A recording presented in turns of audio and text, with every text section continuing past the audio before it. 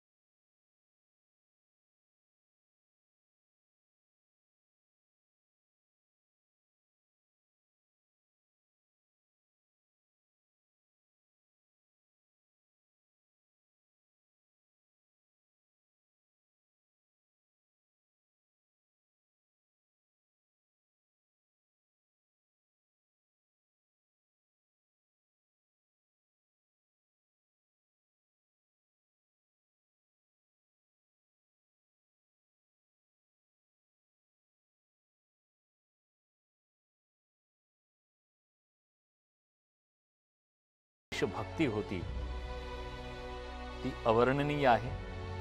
ते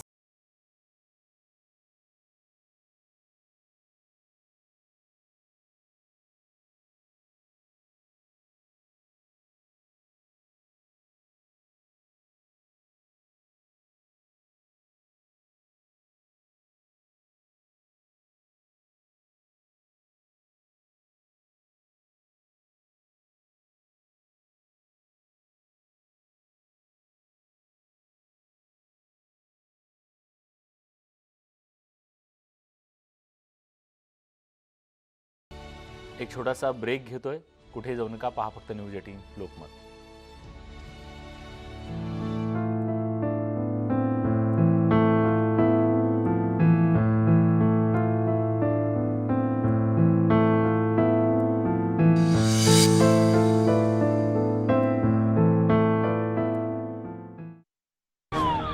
कोरोनाचा कहर, नको लसीचा विसर। लसीचा डोस घ्या, कोरोनाला हरवा। न्यूज 18 लोकमतची विशेष मोहीम। लसवंत व्हा, सुरक्षित रहा। पहा 10 डिसेंबर पासून दररोज फक्त न्यूज 18 लोकमतवर। पण साथीच्या रोगाचा प्रभाव वाढल्याने हे नाटक पुन्हा थांबवण्याचा निर्णय घेण्यात आला। नाटकाचे प्रयोग सुरू झाल्यानंतर त्यासाठी खास नियम तयार करण्यात आले।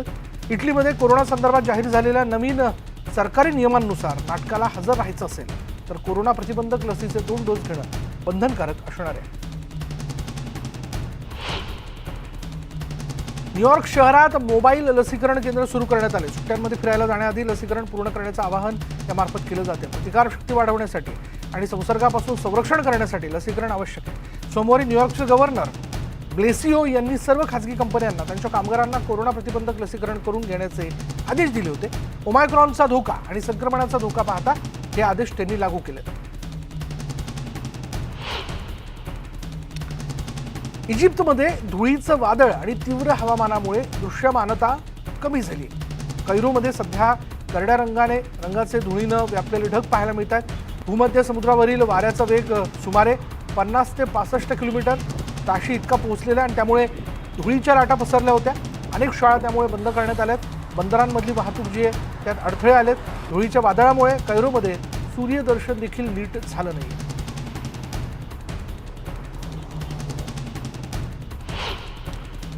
रशियाची राजधानी मॉस्कोने काल जोरदार बर्फवृष्टी अनुभवली। या तुफान बर्फवृष्टीमुळे रस्ते, घरं सगळं काही बर्फाखाली गेलं होतं। मोसमातल्या पहिल्या मोठ्या बर्फवृष्टीमुळे मॉस्कोमध्ये उत्सवाचं वातावरण निर्माण झालं आणि यामुळे नागरिकांचा क्रिसमसच्या तयारीचा उत्साह आणखी वाढला। सध्याचं हे हवामान अद्भुत आहे। सर्वत्र असंच बर्फ आणि थंडी असू दे अशी प्रतिक्रिया नागरिक व्यक्त करताना दिसतात। दरम्यान बर्फाने आच्छादलेले रस्ते मोकळे करण्यासाठी आणि ट्रॅफिक जाम टाळण्यासाठी महापालिकेच्या सेवकांनी बर्फ काढण्याची मोहीम जी आहे म्हणजे बर्फ हटवण्याची मोहीम अधिक तीव्र केली।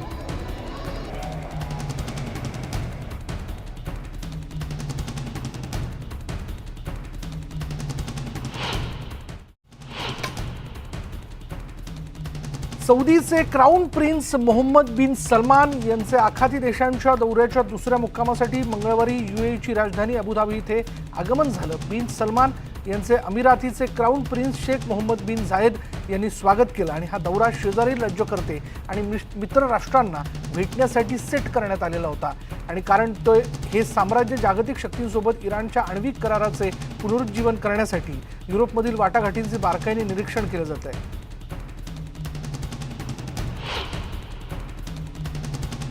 राष्ट्राध्यक्ष जो बिडेन आणि रशियाचे व्लादिमीर पुतिन यांनी मंगळवारी युक्रेनियन सीमेजवळ भेट घेतली। इथे रशियन सैन्याच्या मोठ्या प्रमाणावर उभारणी केल्याबद्दल सुद्धा त्या ठिकाणी उत्सुकता होती। सीमा रेषेजवळ राहणाऱ्या स्थानिकांनी सांगितलं की त्यांच्या या युद्धग्रस्त प्रदेशात 2 नेत्यांमधली ही चर्चा शांतता आणेल अशी त्यांना फारशी आशा नाही। युक्रेनच्या संरक्षण मंत्रालयाने आरोप केला आहे की रशियन सशस्त्र दलाच्या नियमित सैनिकांच्या नेतृत्वाखाली प्रशिक्षण शिबिरं आयोजित करत आहे। क्रेमलिनने आरोपांवर भाष्य केलेलं नाही। युक्रेनियन सैनिकांनीही या चर्चेतून काहीही निष्पन्न होईल अशी आशा व्यक्त केलेली नाही। राष्ट्राध्यक्ष जो बिडेन आणि रशियाचे व्लादिमीर पुतिन यांच्यात युक्रेनच्या सीमेजवळ रशियन सैन्य मोठ्या प्रमाणात तैनात करण्याबाबत चर्चा झाली आहे। मॉस्कोने शेजारच्या युक्रेनवर आक्रमण केल्यास मॉस्कोच्या अर्थव्यवस्थेला त्रासदायक निर्बंधांना सामोरं जावं लागू शकतं. युक्रेनच्या सीमेजवळ रशियाने 70,000 सैन्य जमा केले आणि पुढील वर्षाच्या सुरुवातीला संभाव्य आक्रमणाची तयारी केली आहे, असं अमेरिकेच्या गुप्तचर अधिकाऱ्यांनी सांगितलंय. हे युद्ध होणं कोणालाही परवडणारं नसल्याचं अमेरिकेचे राष्ट्राध्यक्ष जो बिडेन यांनी म्हटलंय. 2014च्या इस्रायली हवाई हल्ल्याच्या प्रकरणात डच अपील न्यायालयाने त्यांची याचिका कायम ठेवल्यानंतर इस्रायलचे संरक्षण मंत्री बेनी गॅट्स यांनी मंगळवारी सांगितलं की इस्रायलच्या संरक्षण दलांनी आंतरराष्ट्रीय कायद्याचं निरीक्षण करताना त्यांचं कार्य केलं. डच न्यायालयाने प्राणघातक हवाई हल्ल्यातील त्यांच्या भूमिकेबद्दल गॅट्स आणि आणखी एका माजी वरिष्ठ अधिकारी लष्करी अधिकारी जे त्यांच्याविरुद्ध दिवाणी खटला दाखल करण्याचा खालच्या न्यायालयाचा निर्णय कायम ठेवला.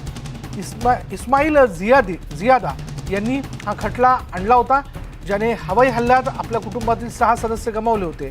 आणि गॅट्स त्याचबरोबर अशेल यांच्या वकिलांनी युक्तिवाद केला होता की 2014च्या संघर्षादरम्यान इस्रायली लष्करी कारवाईचा हा भाग होता, पण न्यायालयाने तो विषय अमान्य केला.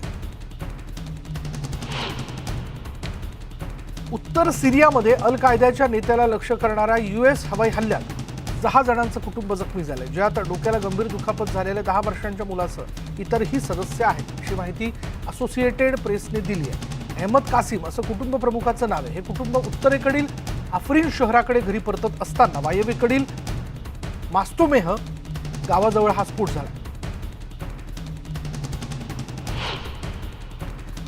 इराणच्या दक्षिणेकडील बसरा शहराच्या मध्यभागी मंगळवारी झालेल्या स्फोटात 4 जण ठार झालेत तर 4 जण जखमी झालेत, असं इराकी सुरक्षा दलांनी सांगितलंय.